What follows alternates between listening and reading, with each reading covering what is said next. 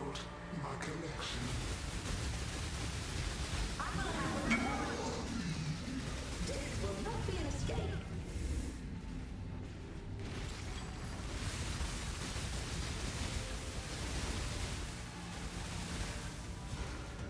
Scurry, scurry.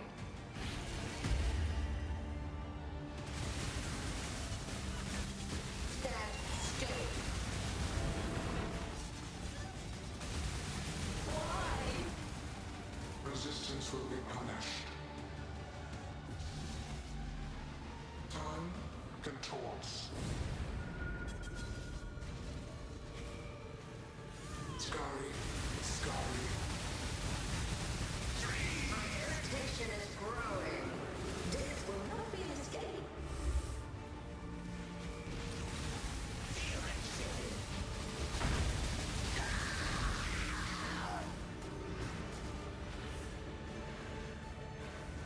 Scurry, scurry.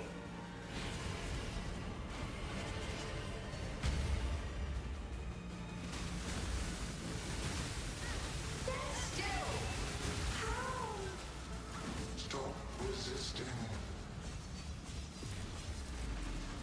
Realizing ends.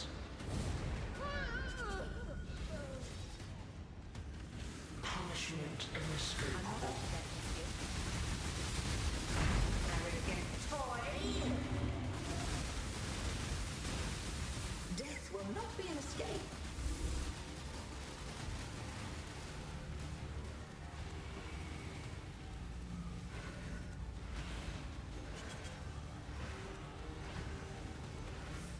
Scurry, scurry. Take this. The prettiest piece makes the whole complete.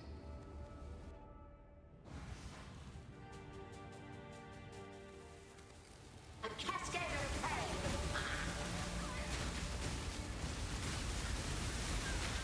Do what I say. Stand still. I've been hurt.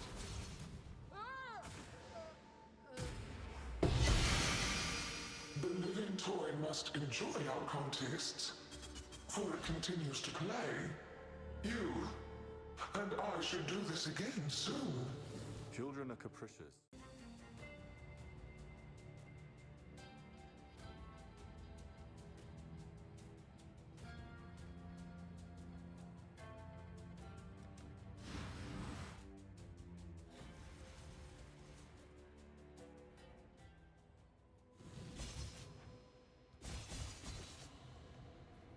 I may not know. Father, no! Putrefy, rot, spoil, and fester. Exile, do something! A contest for the ages. Life is so brutal.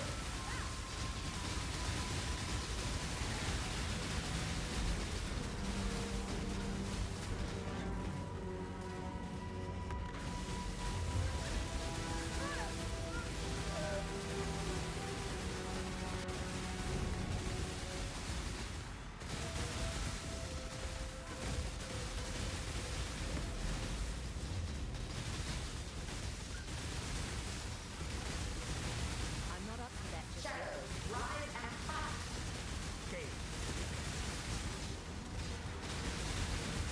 Emerge from my light.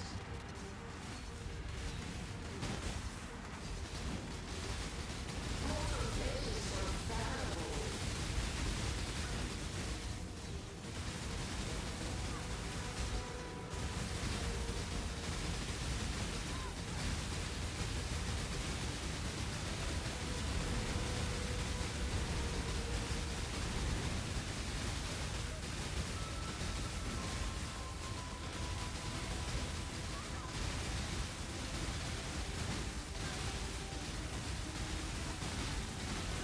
Mortal flesh is so fallible. Emerge of my might.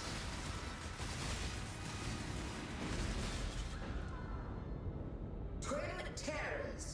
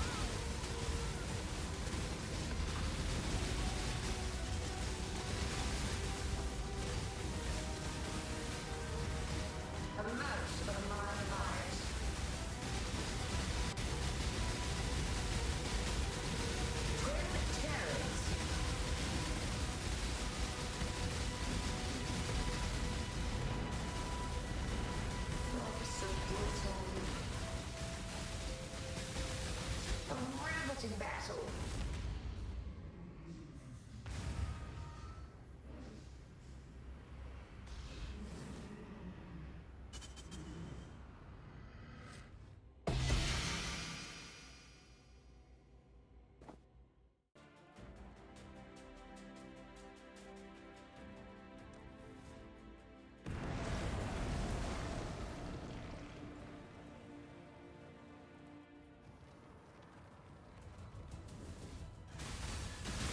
I'm not up to that just yet.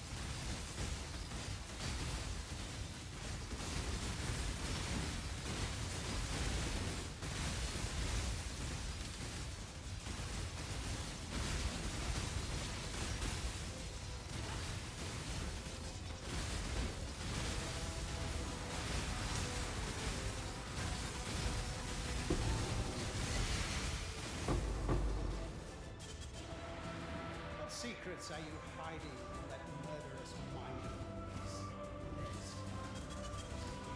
Valdo had some ingenious designs hidden in his memories. Observe! Dissect it. Smear it off the dark. Around Valdo's designs were flawed. Do you remember dying here? Will. I've cut it. It's been ages. Feel the pull of the void! Yes, that's it! Yes, what are you? In this, the realm of the past, I am king, and you will bow!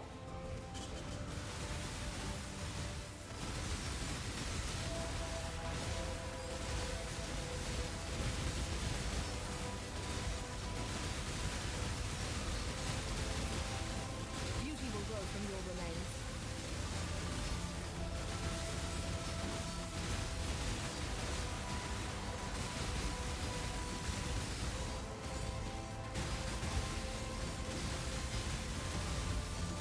This one is my own creation. My mana is gone. My excitement is immeasurable. Lead me, darkness, around us! Ha! Plenty more where that came from. Face your destruction. Sin surrounds you. Turn away! No! Impossible! How? This isn't over. This will never be over. I will unify humanity.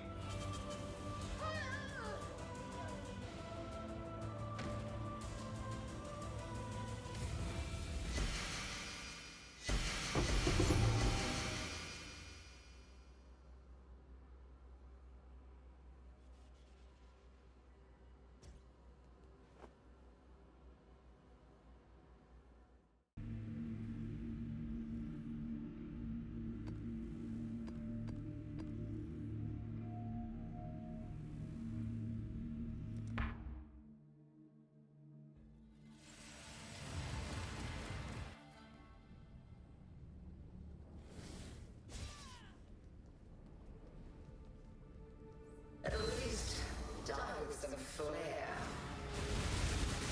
Storm and hunt. Another challenger. Another challenger. Take this vitality balloon.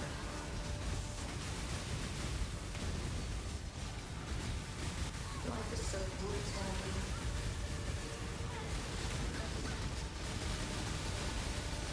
Take this vitality balloon. My mana is gone. Touch bond with life inspiration. I'm not up to that just yet. Repeat my challenge. Gather more combatants.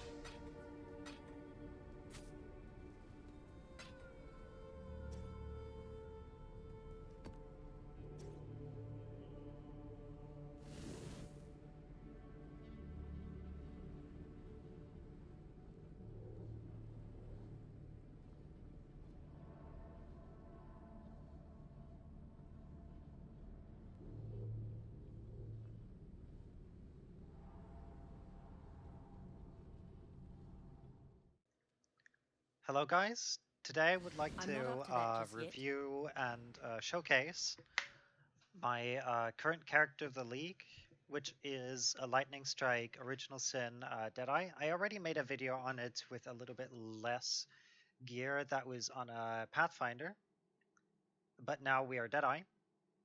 And I would like to go through a couple things, including progression of the character, how to go from 0 to hero on this, specifically, and explaining how the build works. If you want to see my character, you can go on to PoE Ninja and find him here under Anonymous Flaskaholic. I have a couple of another friends that is doing the same build, but on Mageblood, whom name is OMV to Max. So if you want to check him out to play around with a Mageblood, feel free. It's pretty much the same builds, only a different body armor. He'll switch soon to also a Doppelganger's guise to become more tanky. Anyways, we can go into his profile too, because we've been building this build together. It was my original idea, and it is actually like an adjustment to another build that is pretty popular. Another way to play Lightning Strike that is specifically popular on Champion, but adjusted to Deadeye. So anyways, let's get into the character. This character has killed every single Uber while wearing a Headhunter, because Headhunter is a cool belt. And also, it has cleared Uber 5-way, as you will see in the start of the showcase in the video. It is an excellent mapper, simply due to having Lightning Strike that goes into 2 projectiles, having Deadeye pierce when hitting, chain when hitting walls, and while Lightning Strike being generally a great skill in a map, and you also have a good amount of movement speed with Whirling Blades, which gives you the needed mobility. For defensive layers, this has a couple of defensive layers on top of each other. First of all, we're using Max Ortal's Machination in combination with Rakiata's Lethal Pride, which is gives Tempered by War. This Tempered by War causes you to take half of your elemental damage that is not fire as fire damage.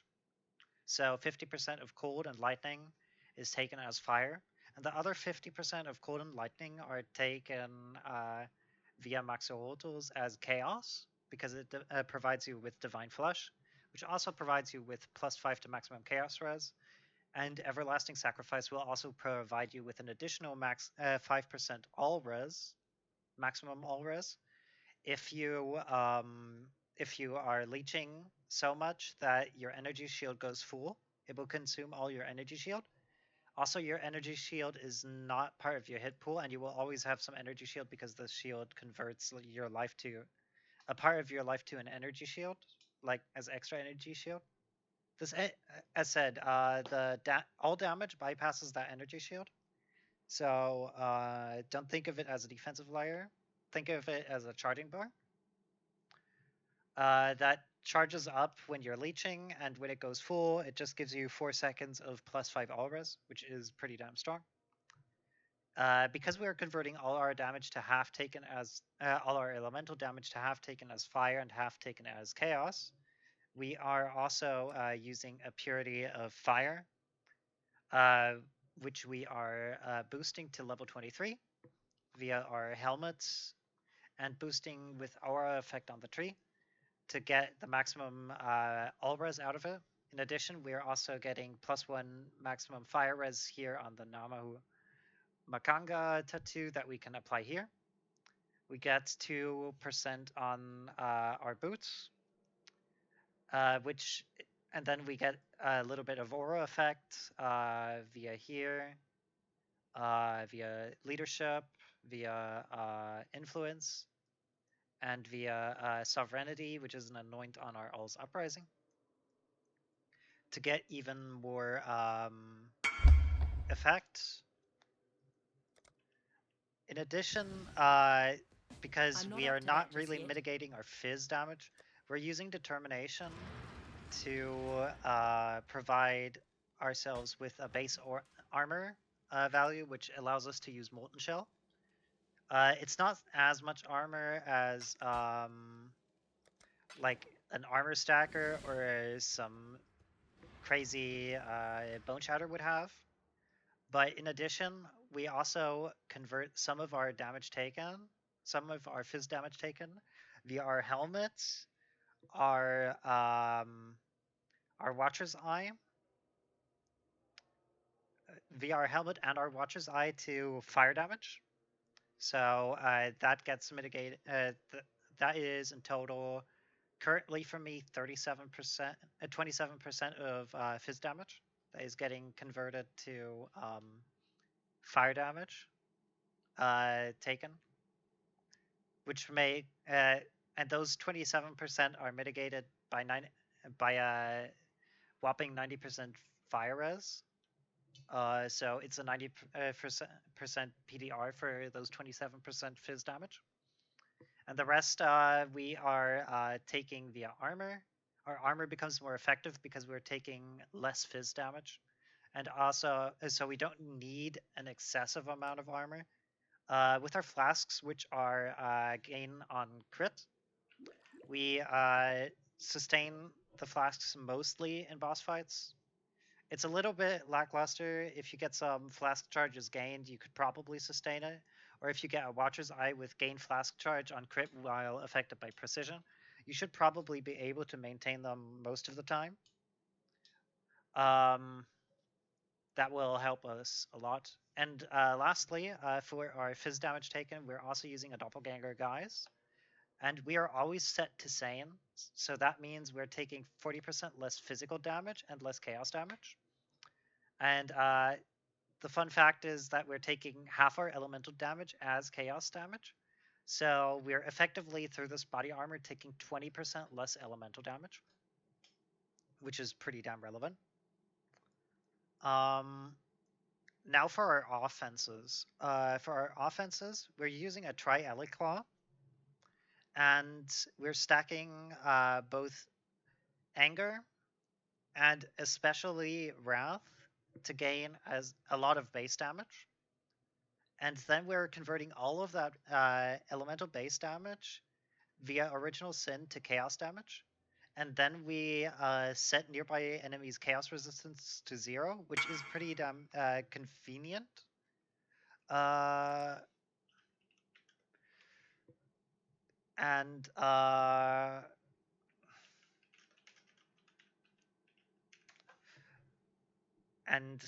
When we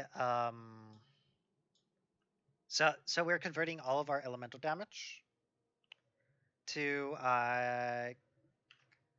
chaos damage again, and then we convert. Yeah, as I said, we convert it to chaos damage, and then we set the elemental resistances of the chaos resistance of enemies to 0, which is ideal in situations with people that with enemies that have extreme resistances. For example, in Uber 5-Way, where they get increased resistances every time they get revived, and because of the Timeless Templar emblem, as you see. So if you like revive them 10 times, they gain 4% additional chaos res. So that is 40% chaos res gained, and that ring just ignores it, so it's ideal for those situations. And in addition, because we are on Ranger, we can utilize Forbidden Flame and Flash to gain boosted Wither via Nature's Reprisal. Nature's Reprisal gives you 10% chance to inflict a Wither on enemies on hit, and it boosts your Wither effect by 50%, which means that you're applying over time when you're hitting, and we're hitting a lot. We have like 13 attacks per second, and we're triple hitting due to our returning projectiles and the fact that lightning strike already hits twice in set in skill, once via melee and once via projectile. We apply those wither stacks pretty fast and consistent, even without the use of a balance of terror, which then ramps up to 135% more damage taken on enemies, while normal wither would be 90% more damage taken. And in addition, because we are projectile skill, we are of course using far shot here. This seems a little bit like a meme because lightning strike is a melee skill, but the thing is we are using anomalous returning projectiles, which means that we have projectiles that sometimes hit two additional times. And those projectiles are traveling very far, so they get max range off of the far shot. And our calculations, if you are like 30 units away from your enemy, it is more damage to have this returning projectiles than it is to have specifically point blank and no returning projectiles, which is pretty interesting. But it also means that you have to position correctly. So like, if you see me standing here, you would have to see like Helena would be the enemy here. So imagine like about this range, you would be hitting and with these projectiles. The projectiles are returning, and they return again because of anomalous. Which means that we're getting up to 4 hits, between 3 and 4 hits in on enemies, and if they're bigger, like we gain more hits off of the anomalous quality. For example, like Maven brain phase is one prime example where you get a lot of those extra hits in via anomalous returning projectiles. Good. So yeah, anyways. So in short, we are converting a lot of, we're getting a lot of aura effect. We're boosting a Wrath that is free due to All's Uprising to have insane level and insane quality via Awakened Enhance, Awakened Empower. Anomalous Wrath has an alt quality that gives it aura effect. So we're gaining 11% aura effect off of this, which is pretty damn solid, to say the least. Like, that Wrath is a majority of our damage. And then we just use a regular Tri-Ellie Claw with crit to boost up. And then we're using Nightblade to boost our critical strike multiplier into the stratosphere, while also providing us a defensive layer via elusive. And with elusive, you have up to like 35% chance for a hit to not hit you, because we have like over 200% elusive effect, which is really, really, really good as a defensive layer. And it even works on stuff that would, like an Uber Shaper Slam. Uber Shaper Slam usually ignores block and avoid, so you cannot evade it with like evasion. But Nightblade and elusive actually works on that. So sometimes you will see that I tank an Uber Shaper Slam and I take no damage simply because I rolled lucky on the 30% chance to avoid that hit. It already saved me a couple times while the build was less tanky.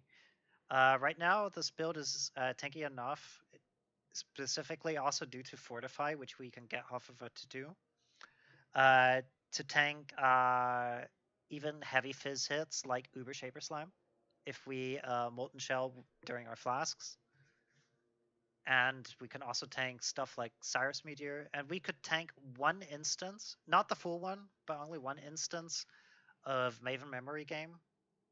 We would need more tankiness to tank the full Maven memory game. All in all, pretty damn solid. For the belts, you can use whatever belt you want. If you have the money, I suggest Headhunter or Mageblood. Mageblood gives you even more tankiness, while Headhunter is just fun. But you can also use a rare Stygian Vice. For example, this one that I crafted with essences until I hit Flask Chargers Gained. Then I filled up the suffixes with what's it called? With multi-mod, and suffixes cannot be changed. And then while it was 100 base already, and then I reforged crit, which guarantees you to gain a flask charge when you deal a critical strike. You could craft something like this, or you could just wear a big health belt like this Headhunter is effectively in bosses. Now the thing is, for the mandatory uniques to go Original Sin, you of course need an Original Sin. You need Forbidden Flame and Flesh for Nature's Reprisal. You of course need the Max Roto's Machination for the defensive layers. So those three are fairly mandatory and like over 100 div. The good news is you don't have to use these technically. You could start off this build way earlier and farm yourself up to a Nature's Reprisal set and Original Sin, or you could go even Pathfinder and just get naturally the Nature's Reprisal to save yourself the 40 div that the set is worth. But the actual kicker is that you don't need Original Sin. If you want to go a little bit more budget, there is a build that utilizes what's it called? That utilizes Doriani's prototype, and that Doriani's prototype is very that setup is very popular on champions. I'll showcase one of those champions right now, but is also you can also pull it off on a raider or on a Deadeye if you want to. So they just use Doriani's prototype, and in this case, because they are always fortified due to being a champ, they can use Perseverance. If you look up, there are probably also some raiders that do the same thing here. For example, let's look at this one. This is an instacker. Here, for example, this is built on a raider. And the gear is very simple to make. It's cheaper than Tri-Eliclaw, a very good Tri-Eliclaw. I'll show case quickly what you have to do to get a claw like this. So if you want to start off the build, you could go with something like this. You don't need stuff like Progenesis or anything. And you could like put this together for the cost of the shield plus like 10 div, and it will work. It will work very good. And in fact, I was utilizing such a setup only with Tainted Pact instead to farm Uber Shaper. And as said, it is pretty damn solid in the sense of how it performs. But it will be a little bit less damage, and it will be a lot less tanky due to going minus on the all res due to often using Melding of the Flesh. This guy is in particular not using Melding because I guess he was pissed off about dying to random Ellie hits. So let's go back to the setup here. I already prepared something. Like, you can get yourself a Fractured Attack Speed Claw, and then just use Essence of Wrath. And then if you like hit something like a nice suffix, here, let's say you hit crit, okay, like this. Okay, this is kind of funny. You get crits, and you would annul like the fire damage, for example, and so you could go here I'm and not then up to that. let me quickly just price check this claw. It's a 400 LE DPS claw. Yeah, this is destroyable. So you could just like annul off the cold damage or the fire damage, and then go here to the crafting bench and put it in and craft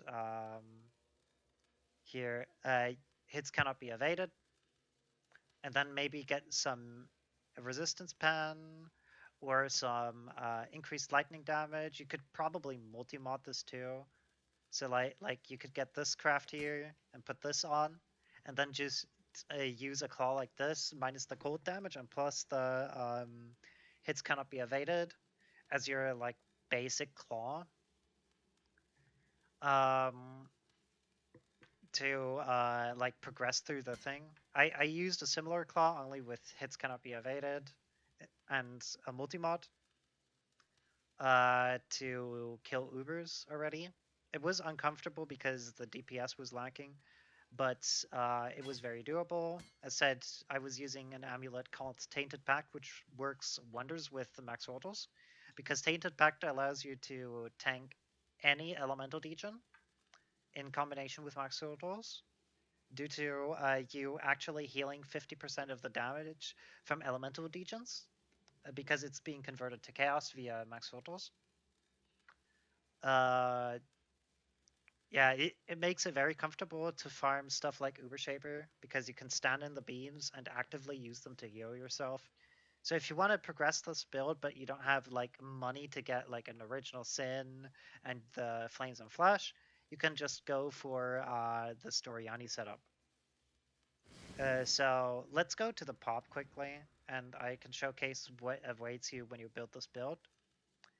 So this is our damage here. This is just like a gas. This full DPS is sort of the damage that we achieve versus bosses during maximum uptime. Like when we apply all the wither and stuff. And yeah. Also, yeah, this feels about accurate for the damage, but the actual thing is that we are fairly like really tanky.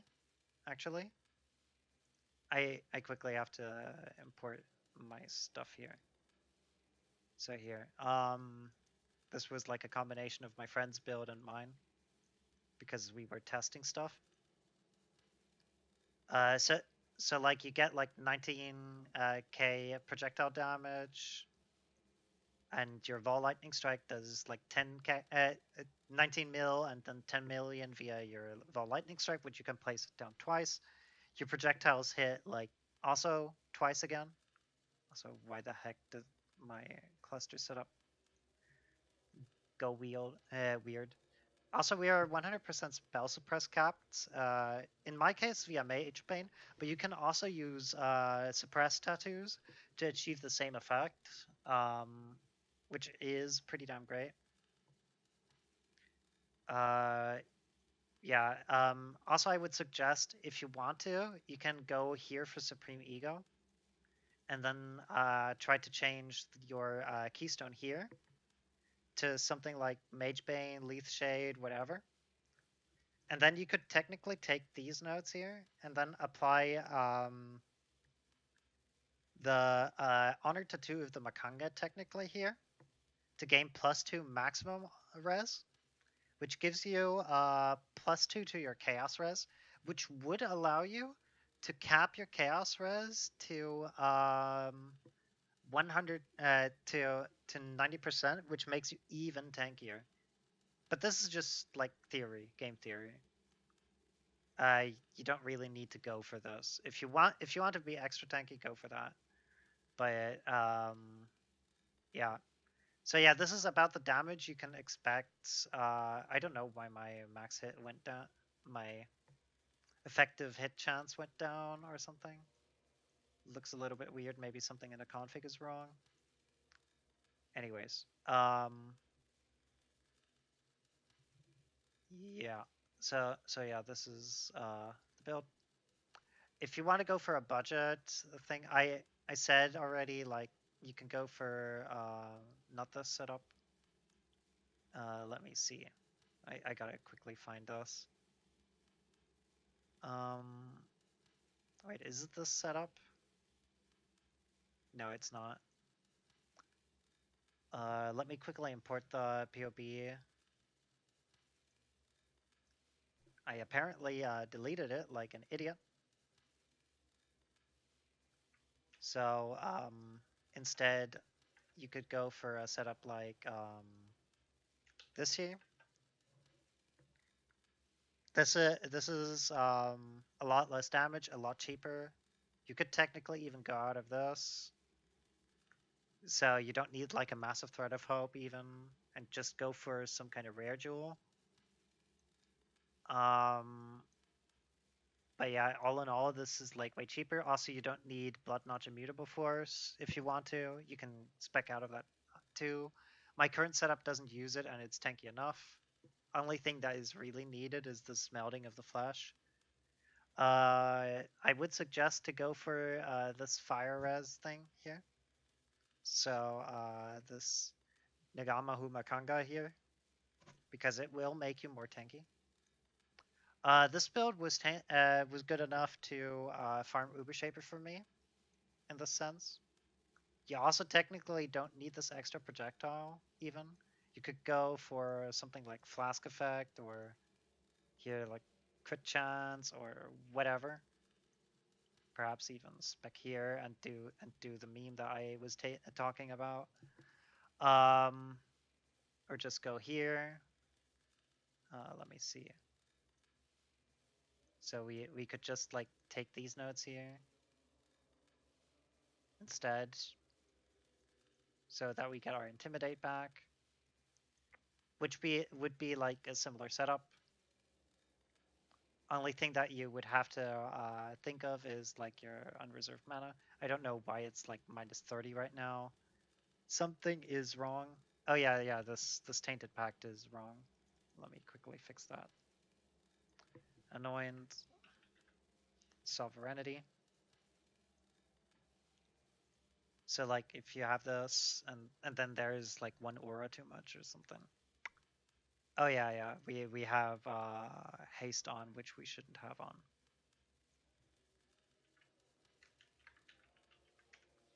Here.